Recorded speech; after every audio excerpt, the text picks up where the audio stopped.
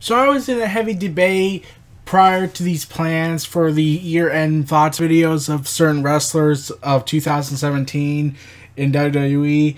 I was thinking about doing the sequel to the Four Horsewomen, but yeah, and Bailey especially, considering how that ended up.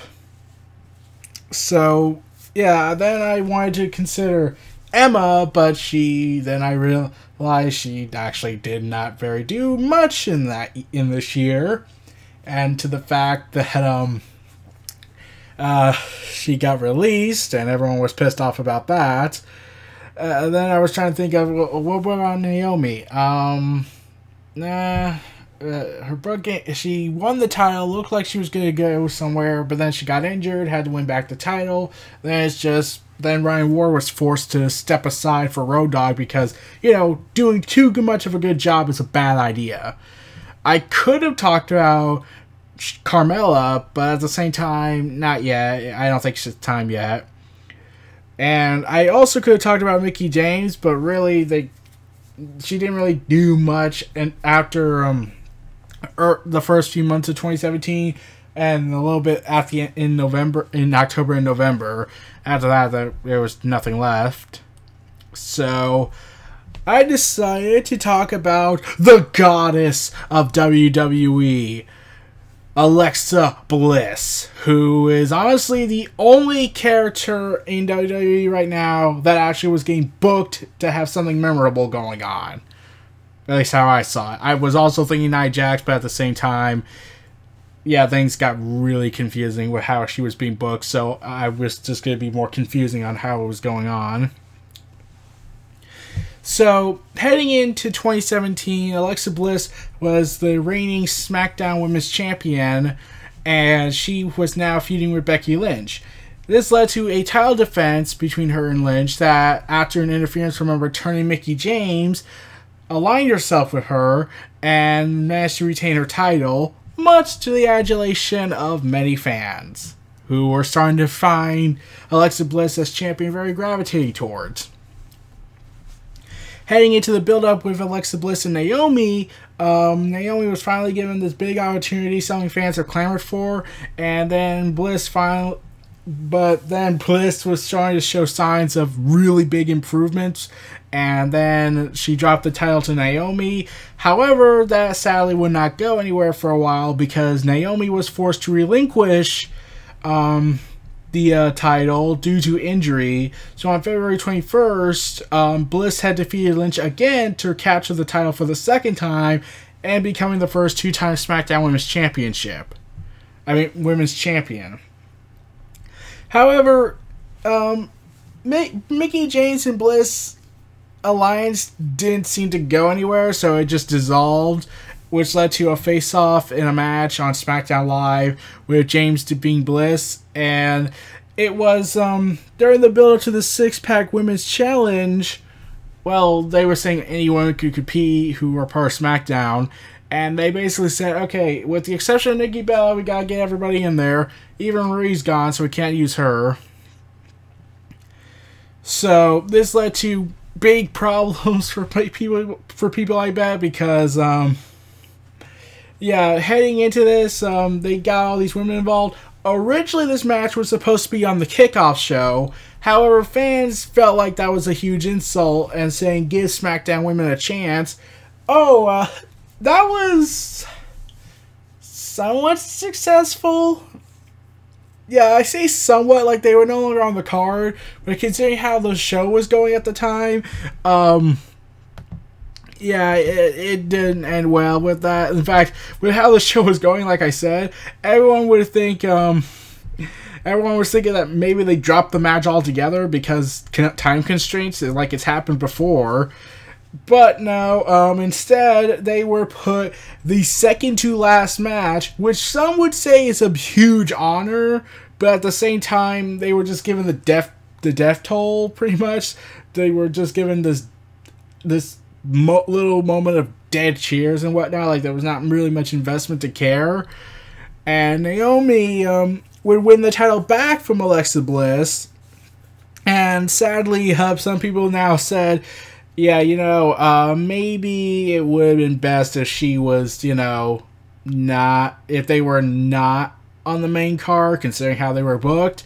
They probably would have been better off on the kickoff, considering that all the kickoff matches, one was nearly 11 minutes, the other was 14 minutes, and the other one was 15 minutes and 40 seconds.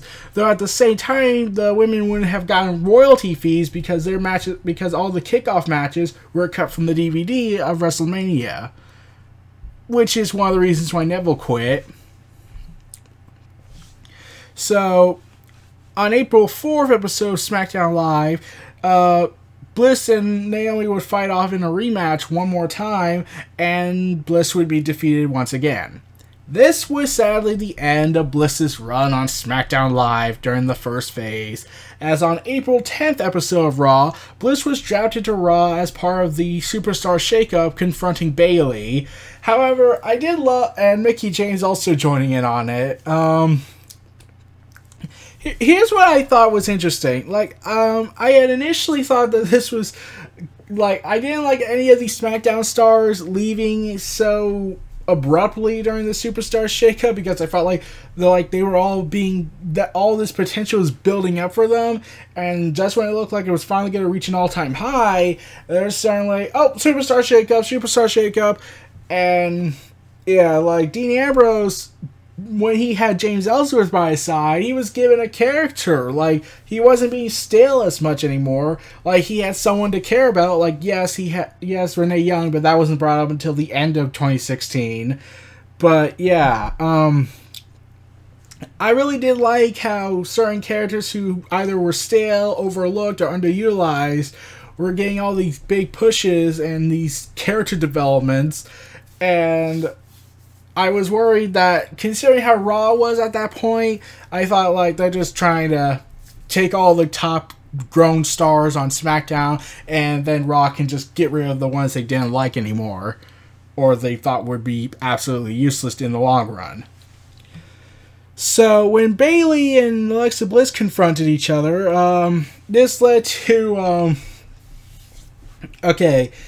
there was this moment when Alexa Bliss caused chaos and then she encountered Nia Jax. I was thinking, and Ryan Delbert said this on Twitter, that he hoped that Alexa Bliss would be that character that would manipulate certain events to make Nia Jax attack all these women, and then as Nia Jax is basically serving as her tool, she would ascend to the throne of the women's division on Raw. That's what it was going with at one point, and then for some reason Raw fucked it all up. So yeah, after that, Alexa Bliss won a number one contendership opportunity in a fatal four-way match on Raw, and during the build-up, Alexa Bliss, I don't really remember much regarding that build-up, but here's the thing. It was going to be at Payback, and when I heard that it was in her hometown, Bayley's, I was like, well, her chances might be low. And sure enough, Alexa Bliss defeated Bayley in actually a pretty awesome match, becoming the first woman to hold both the Raw and SmackDown Women's Championships. And here's the thing.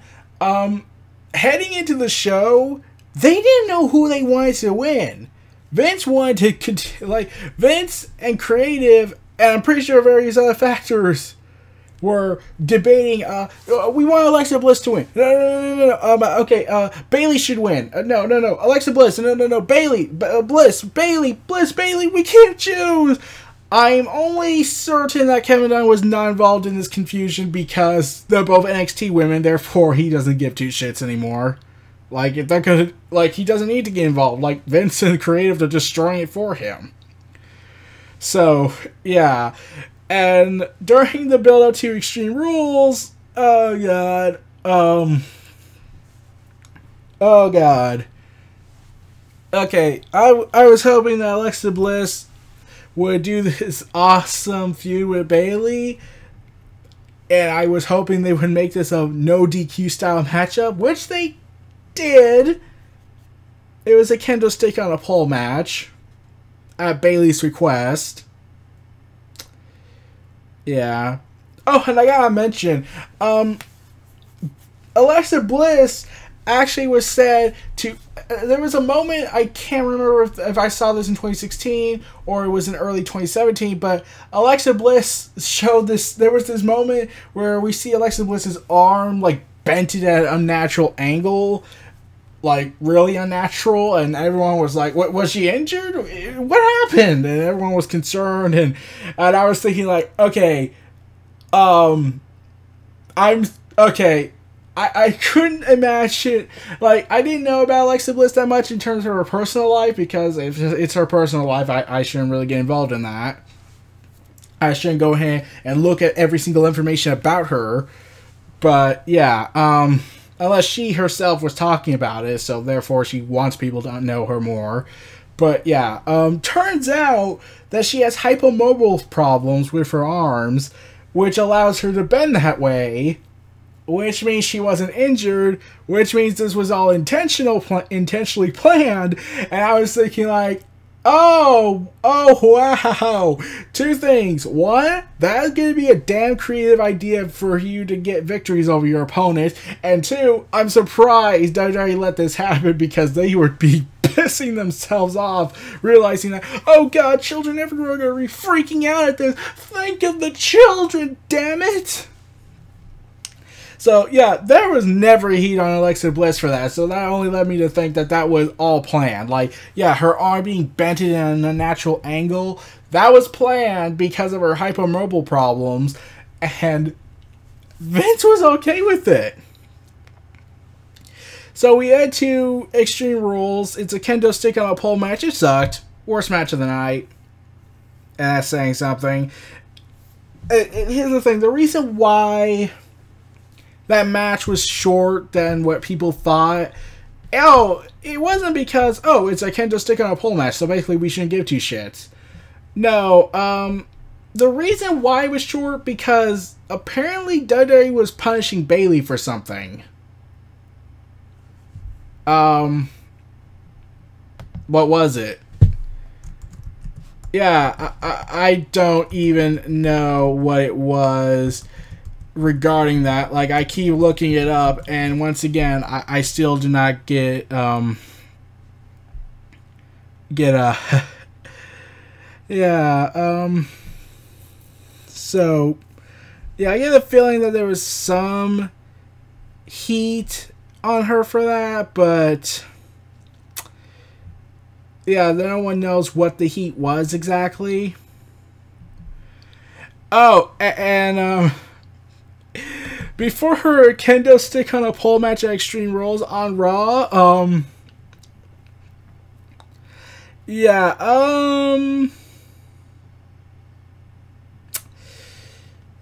oh god, there was a quote heel version of "This Is Your Life" segment. It was considered the worst thing in the history of ever. Yeah, it was horrible. Like, very, very horrible. Alexa Bliss tried her damnedest to make it work, but I'm pretty sure nothing in her mind was like, dear God, this plan's not going to work. And it's been considered one of the worst segments in recent memory by fans. And so much so that they never uploaded it. They never uploaded the segment, the edited cutout segment. You would think they would, because WWE has a fuck you mentality. But apparently this was so horrible that they have to cut it out. Even they admitted, yeah, that was horrible. Like, they didn't upload it whatsoever. This is one of the rare instances where they didn't upload something because they knew they might have gone too far with this. The second time it happened, that was the first time it happened on their YouTube page. The second time is when Jinder Mahal cut a hypocritical racist promo on Nakamura and all of Japan this same year. So here's the thing. A lot of people were worried when the creative team were mad. Here's the thing. most WWE officials are apparently had considered the segment to be a complete train wreck. However, surprisingly, Bliss wasn't getting any heat from this. They're actually saying, dude, girl, you did the best you could. We knew it couldn't work, but you tried your damnedest, so we're going to be alright with you. And that surprised me because I was like, wait, you mean to tell me they're not going to blame her? So, yeah, I wonder how Kevin Dunn feels about that. Yeah, but a lot of people were speculating Bayley was getting heat, but yeah, I don't know what exactly happened on that. I don't think it was ever confirmed. But if she did have heat, I don't know what Bayley did. Was it because she's a quote, to Dunn's mind, a subspecies? Like, I must stress, this is the same guy that kept demanding that Becky Lynch does not cut promos on SmackDown Live during its all-time high moment because she has a thick Scottish accent. Yeah. Don, I hate to be the one to inform you this, but you do realize that it's not Becky Lynch's fault because she was born with that, unless you want to blame all of Scotland, which I know you might be capable of doing, considering how much craziness you believe you have. But the fact that you're punishing the superstar because she has an accent that was given to her by birth, she can't change it. She can't fix it unless you want to perform unethical, questionable surgery, if that's even humanly possible. I don't think that's good. I don't think you should discriminate her. If she was bad on the mic, then yeah, I could buy that, but you just don't like her talking because of her accent. So, moving on, with her feud with Bayley over with, for now, Bliss then started a feud with Sasha Banks, and led to a match at Great Balls of Fire, which led her to retain via countout, mostly because she counted herself out, but that's beside the point. And once again, she bends her arm in that unnatural way, and still as weird as ever. And heading into SummerSlam, the original plan was supposed to be Bayley versus Alexa Bliss. However, after she had become #1 contender, Bayley was injured in a match with Nia Jax, and when and like I said, I didn't bring up Nia Jax a lot because the partnership kind of was going somewhere at first, where Alexa Bliss was now trying to maintain her authority, but at the same time, it stopped and then started again, then stopped, then started again. Really apparent after what happened after No Mercy, but I'll get to that. Oh, and around this time after Payback, she had declared herself the goddess of WWE. So, yeah. Anyways, so when Bayley was announcing that she was gonna have to resign from the #1 contendership to recover from surgery, fans booed her. And not like they booed her because, no, don't leave us, Bayley. No, before she even made the announcement, fans were booing her. And the most saddest thing I had ever seen was when Bayley looked shocked. She froze. Like, she's never been hated by fans. Like, in NXT, she was loved. When she started out, she was loved, but now suddenly the fans are just booing her for some reason. Like, they were liking her last week, but then they booed her. And here's the thing. Apparently, it's gotten so bad now with Bayley's character that in NXT, the place in Brooklyn especially, they booed her just when they saw her on TV. On the Titantron, they booed her like, get that woman out of here. She doesn't belong here. Even though, just, I don't know, like, let's see. A year she had an awesome match with Asuka, and then a year before that she had an awesome match with Sasha Banks. What the hell happened? And even creative were stunned that, oh dear God, what happened? And like, I just keep thinking to myself, yeah, I'll tell you what happened. You screwed her over.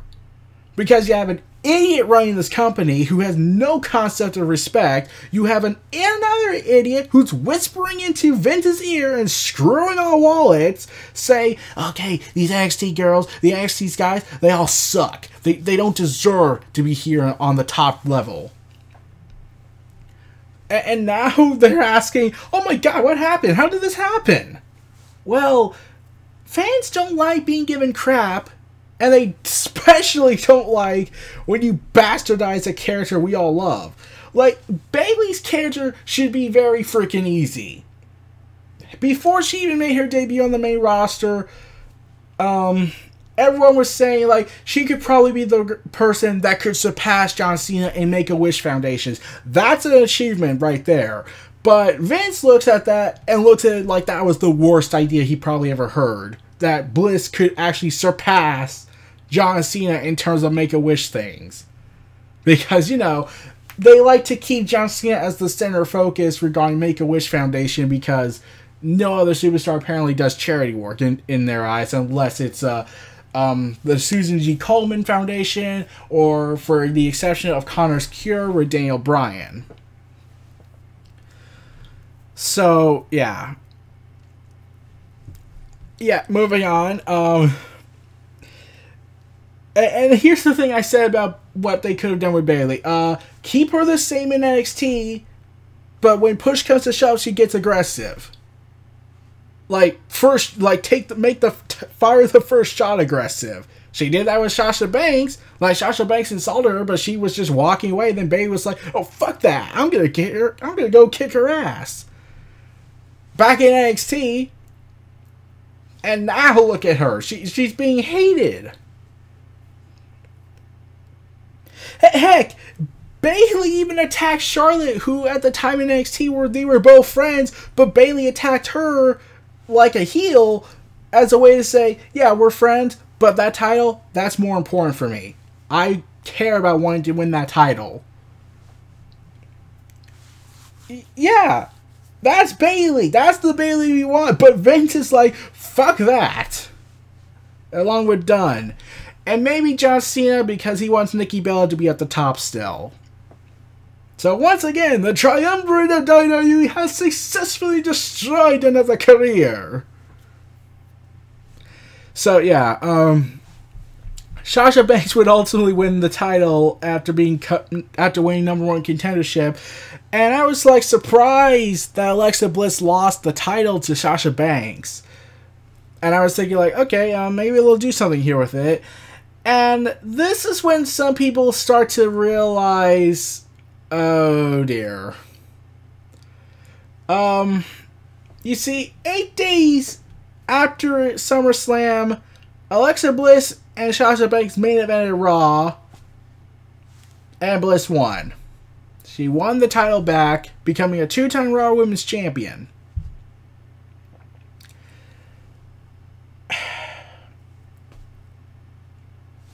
So, why did she lose again? It makes that match completely pointless.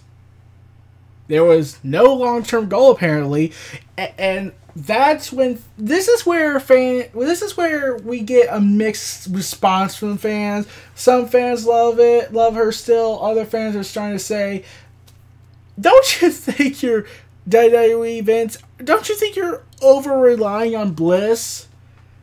Hell, like Sasha Banks, like, and this was around the time when dissension was starting to brew on the main roster regarding the fan base and the talent backstage. Like, more were starting to get fed up, more were starting to get pissed off at everything that was going on.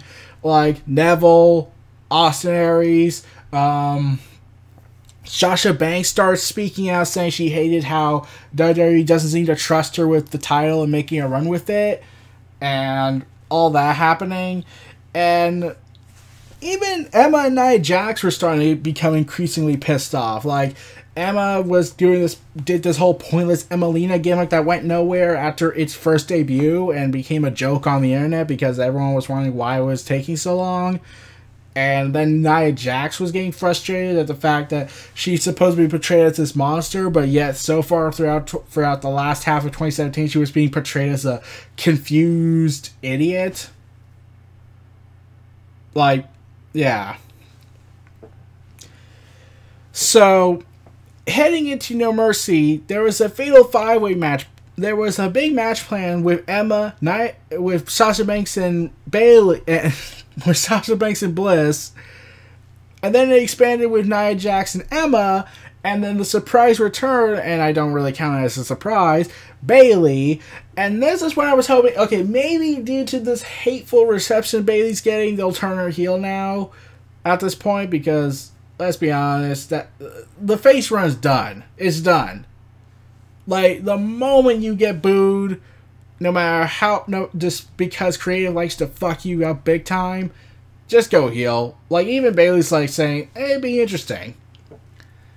I think the seeds of a heel turn for wanting to see a heel Bayley from fans was when Bayley did this advertisement, I believe it was for Snickers, and she was basically saying vulgar language, but she never said the F word or any of the curse words. She just said hugger, like mother hugger and whatnot. And I was like, okay, that is extremely out of character. That's weird. It's kind of funny, but I'm so confused. So, and honestly, heading into No Mercy, I wanted Emma to win. I seriously wanted Emma to win. However, Vince, for some reason, has developed something for Bliss and let her keep the title surprisingly clean. So, yeah, but I knew Bayley was going to be the one that takes the fall. Like, I honestly thought Emma was going to take the fall. So, yeah, Bayley taking the fall was a little surprising because what are they going to do with Emma? Like, oh, Asuka. Yeah, that ultimately went nowhere. And then on Raw Talk after the pay-per-view, she made some insulting remarks towards Mickie James, and, boy, that did not go well. This led to a kind of uncomfortable angle they went with Bliss and Mickie James. Okay, it's one thing to say that Mickie James is no longer is not at the level she used to be at. That's one way to do that. But then they just started pulling ageism attitude on her. Like, isn't Mickie James like 38? Like, I get that it's old in wrestling time, but I hate to be the one to bring this up, but isn't Stephanie older than Mickie James? Hold on, let me check. I could be wrong on that, but yeah, didn't she wrestle like a few years back? Yeah, when she was 39 and she's 41 now, and fans still want her to wrestle. This specifically just to get AJ Lee and Stephanie to fight, but that sadly will never happen due to circumstances. But yeah, and if you add in the male superstars, Christian retired when he was 40. Edge retired when he was 39. And they still said they wanted to go one more year with each other and then end with a retirement ceremony match at WrestleMania 30 or 29, was it? Or was it 28? Yeah, I think it was 28. Where they would have a family mentality of ending it with this act of brotherhood and best friendship for years and years, to give an emotional farewell, which would have been awesome, but sadly injuries have forced Edge's hand, and WWE did not want to be responsible for attempted murder. That didn't stop them regarding CM Punk, but that's a completely different matter. Or they're just blatantly disregarding him. But moving on, and also, AJ Styles is 40. Let's see, who else is older than Mickie James by every single mile? Let's see.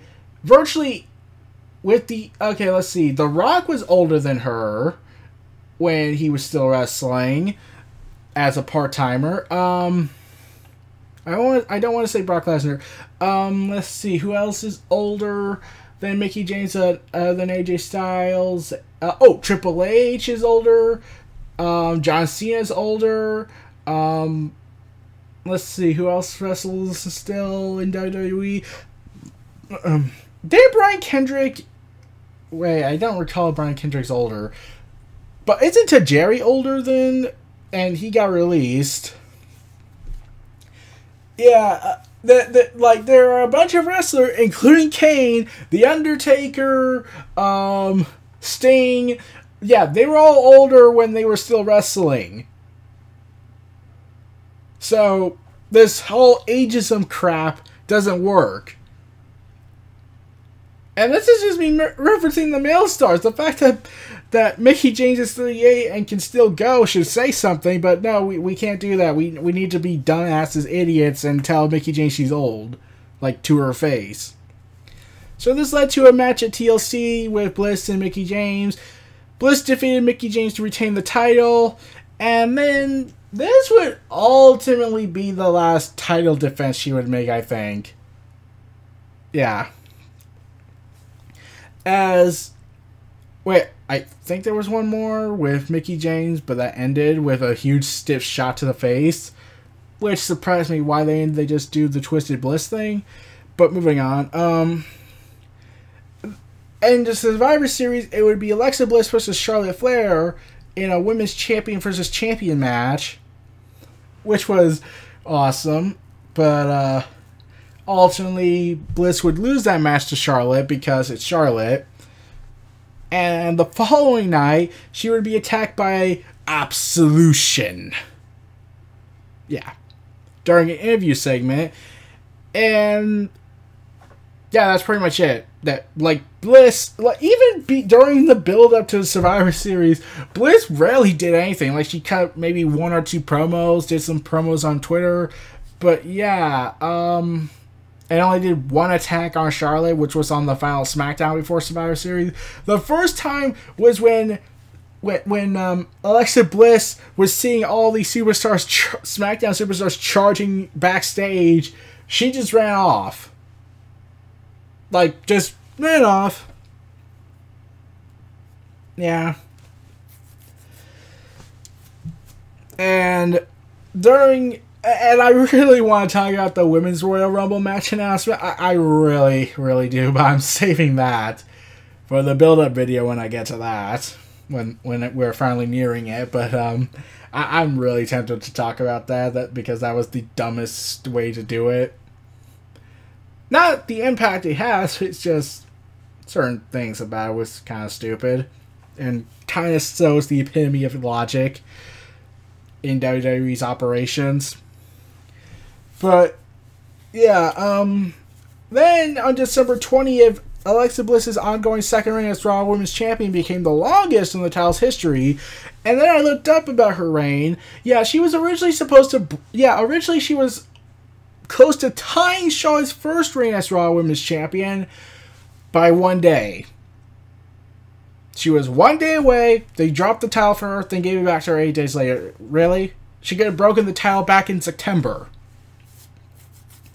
But no, for some reason they had to restart the whole thing for something. I don't know. Yeah, I still don't get it. And yeah, and also she's also been best friends with Nia Jax. She's best friends with Nia Jax, and after No Mercy, okay, Bliss and Nia Jax aren't allies anymore. At that time, when No Mercy happened. So that led to the question when Mickie James was looking to beat the living hell out of Bliss. Why in God's name was Nia Jax serving as her bodyguard after No Mercy? After things went to hell between the two? Like, what happened? I'm wondering, people, like, what happened? What happened in between the last 24 hours between No Mercy and that Raw that they were buddies again on TV? Like, in real life, they're real best friends, but yeah, I don't like even on the even when they made the announcement of the Women's Royal Rumble match, they were acting like best friends. Like, yeah, I get it's an awesome moment for them and for the women, but at the same time, you're supposed to be enemies. And here's the thing: when Paige and Absolution were beating the holy hell out of certain faces in the ring, Alexa Bliss led the cavalry, and I'm like, did she turn face? Like, yes, she has a grievance with Paige and Absolution, but you would think she would, like, let's see, I could be the hero and help these women, but I don't like them either, so I'm just going to let them be horribly beaten up. Then I will bring a steel chair in and beat the holy hell out of Absolution, only to fail miserably. So I was like, so is she a face? Is she a heel? And her final appearance on Raw for the 2017 year was her getting kicked in the face by Asuka. Yeah, after Survivor Series, she did have another match. Yeah, she didn't have another match after Survivor Series, and I was always wondering why.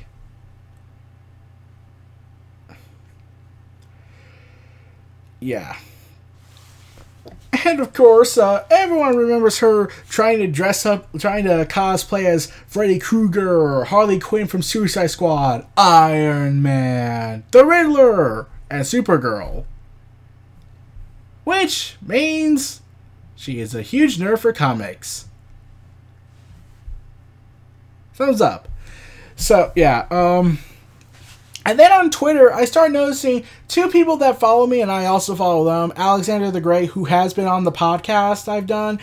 By the way, I don't know what else is planned for that. Like I said, these episodes happen sporadically, so yeah, don't expect it to be like a weekly. So like I said, not a weekly occurrence thing.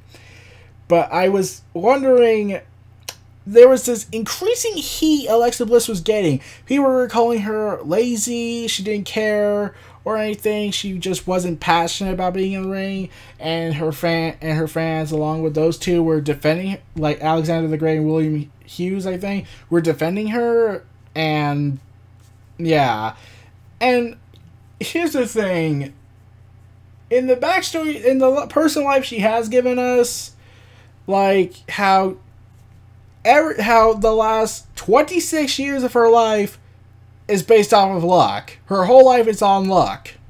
Because when she was born, doctor said she was going to die.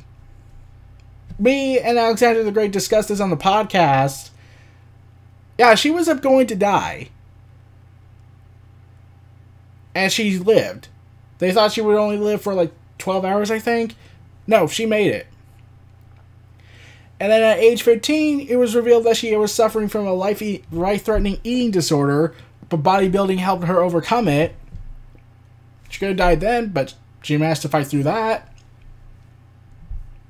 Yeah, everything for her entire life has basically been luck time.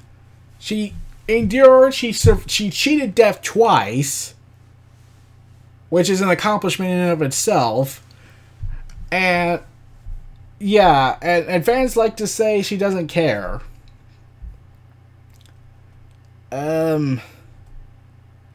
Yeah. Yeah, that's kind of uncomfortable, isn't it? But, yeah.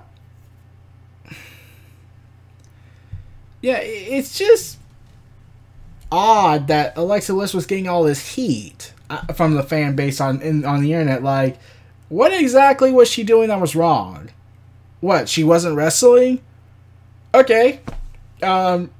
Here's the problem with that. Creative team is a bunch of idiots. In fact, I wouldn't have been surprised if they had suddenly forgot she was champion after Survivor Series, and they were like, oh yeah, she's not going to be in the Royal Rumble. Because she was out there celebrating with the rest of the women about being in the Royal Rumble.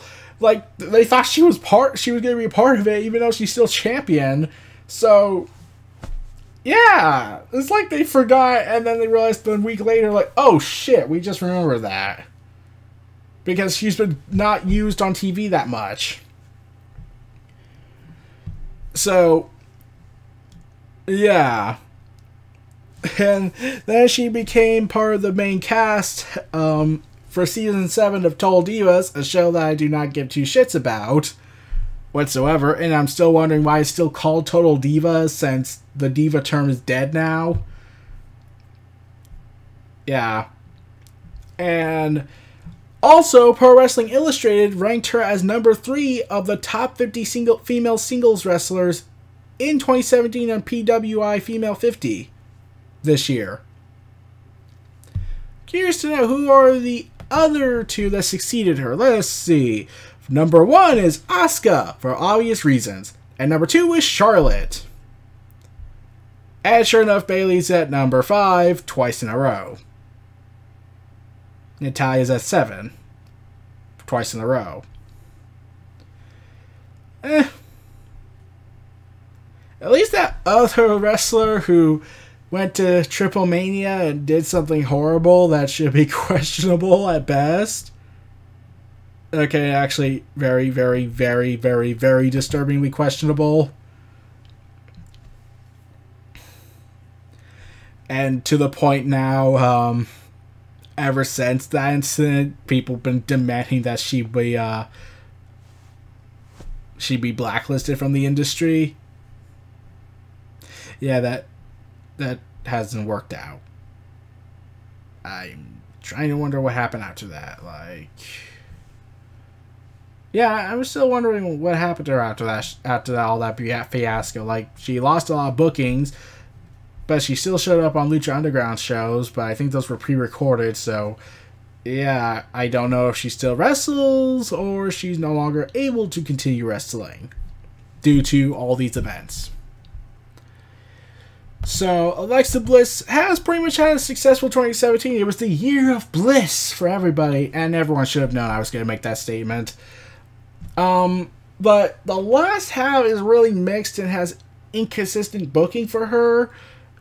But at the same time, I'm just wondering where all this intense heat is coming from. Like, I was thinking, like, okay, like, yes, you can be, like, I get people are pissed off, but to say she doesn't care is really stretching that. Like, creative just doesn't know what to do with her at best. And who's to say she's not suffering from some sort of injury and they wanted to cut her and they just didn't want to risk the injury nagging her further for something, and then December, then they could do the kick segment. And so, yeah, that could also be a reason, and they just didn't want to talk about it. Like, it hasn't been revealed yet. Like, there are so many factors. The most likely factor, since there's no reports of injury, is that they don't know what to do with her. Yeah. So, there's going to be a lot of talk heading into 2018 for her. Even I don't know what's even planned for her. There's been no talks about what's her potential plans. Like, is she going to hold the title till WrestleMania? Is she going to drop the title eventually? Who's going to be the one to dethrone her? Because, really, I think she's beaten every woman except for Asuka. So, really, the likely case scenario is that Asuka's going to dethrone her. And then after that, what's left for Asuka? Because here's the problem with Asuka. I know I'm going off topic regarding Alexa Bliss, but Asuka is in the same pool with Goldberg. Oh, not in terms of talent-wise. No. Asuka's more talented. It's more like, not only has Asuka surpassed Goldberg's legitimate streak, but she's also surpassed Goldberg's overblown streak. And she's been getting a ton of momentum when they started taking it seriously within 6 months. After 6 months of being on NXT. And that led to a question. If her character is that she's undefeated, like Kevin Nash said in the Monday Night Raw documentary series, that if her gimmick is that she's undefeated and the day comes she loses, what's left? Like, people will know you're weaker than you were back then. So what's left? There's virtually nothing left. Because, like, at best she could probably still go. She still has a lot of years left in her. But in terms of what's next for her character, I don't know how you can top being undefeated for over several years since your first debut since your debut in WWE as a whole. And then it leads me to a question: who's going to dethrone her? Is it Alexa Bliss? Is she going to eventually beat Asuka? I don't know about that. Is it Ronda Rousey if she does join WWE next year? Well, that's a probability. Though at the same time, they still probably want to do the 4 Horsewomen feud with the UFC and the WWE. However, that match got canceled apparently. And Ronda Rousey and Sonya Blade are the only ones still going into the wrestling business, whereas the other two are not, for some reason. So, are we just going to get a 2-on-2 match? Like, yeah, there's so many factors to consider regarding Asuka's future. But Alexa Bliss, I have no idea what's planned for her for WrestleMania, or heading into the Royal Rumble even. Yeah, I got nothing. And I'm just waiting. At best, I think her reign will last probably either till WrestleMania or before WrestleMania, if they do the first ever women's elimination chamber match. Because let's be honest, they're going to do history again on that. So, yeah. Like, 2017 was the year of Bliss. I will admit that. I will say that. But it sadly had to end on a whimper because by the last month of 2017, she didn't do a thing. And like I said, not because she's lazy or has no passion for the business. It's because creative has nothing for her. And when they realize, oh, we got a Women's Royal Rumble match idea here. And they have Asuka now they can do something. But even then, people are now starting to get worried about Asuka. And so far, I'm surprised Absolution hasn't gone after Alexa Bliss following that first attack. Like, she's taking the fight to them. They're not taking the fight to her. They're more interested in trying to destroy Asuka. So, yeah. So, I have no idea what's in store for 2018 for Alexa Bliss. Will she continue to reign as the goddess of WWE? And I did love that moment where Charlotte said to Alexa Bliss that in WWE, there was a queen before there was a goddess. Wait, that should say something.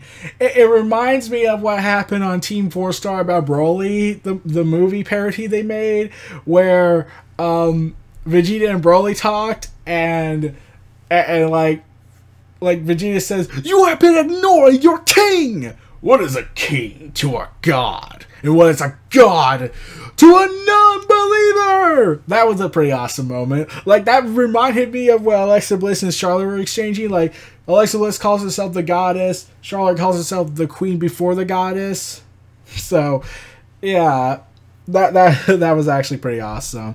And here's the thing, Alexa Bliss was actually one of the main focuses in the advertisements for No Mercy, which should say something, though it also would go to Braun Strowman and Lesnar on the poster, but still.